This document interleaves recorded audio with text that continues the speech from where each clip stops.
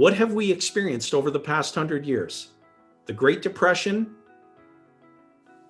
the Spanish flu, H1N1, SARS, 30 recessions, the tech bubble burst, the financial crisis of 08-09, COVID-19,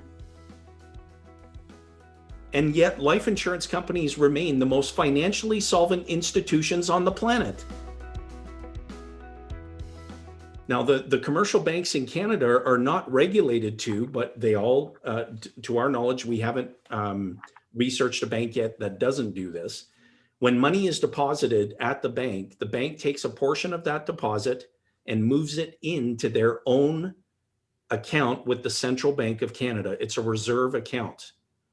Now, again, when you deposit your money into the bank takes a portion of your deposit and moves it into their account with the central bank. It's called a reserve account. You go to the bank to borrow capital. The bank utilizes one of these, creates money, it's all digits, creates money where no money existed before and lends it into existence. How many of you remember how much less it cost to purchase a candy bar and a can of soda when you were knee-high to a grasshopper? And it costs way less money to produce those very same goods today. And so it's not the cost of manufacturing that has driven the cost of products up. It's the value of the dollar going down. How is the value of the dollar driven down? Through consumer behavior, borrowing money from banks. Whenever you borrow money from a conventional bank, you're part of the problem. You're contributing to inflation. The life insurance companies cannot inflate their money supply. Why do you think through the past 100 years, what have we experienced over the past 100 years?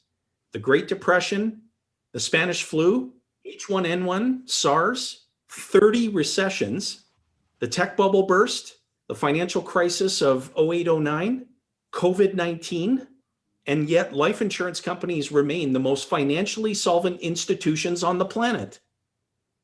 And banks, commercial banks, are purchasing dividend-paying participating whole life insurance. It's called bank-owned life insurance.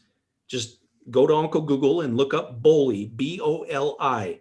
The commercial banks are buying these contracts by the truckload. It's a tier one asset to the bank. So either the banks are really stupid and creating a lot of wealth for their stockholders, or they know something that you and I don't. Which one do you think it is? Your money must reside somewhere.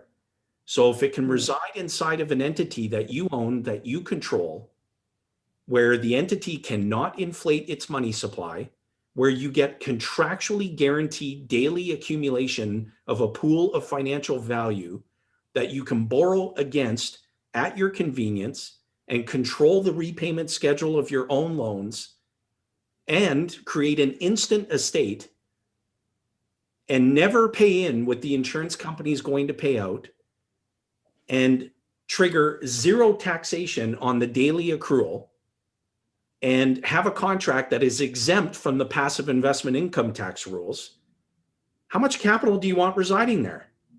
If you know that your accumulation cannot be repossessed, it cannot lose value, there's no stock market decline or pandemic or economic event that can take any of that accumulation away, how much capital do you want residing there? Because from that place, you can do all the other things that you want to do in life that involve risk, that involve investment, that involve the movement of money. But you cannot achieve a better rate of return doing any of that other stuff if you do not control the banking function as it relates to those things that you want to be doing. Isn't that good?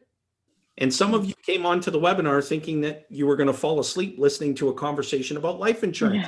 This has nothing to do with life insurance. The life insurance contracts are just the tool that we use to enable you to implement a process. This has everything to do with who's controlling the function of banking in your life. And we meet with so many people.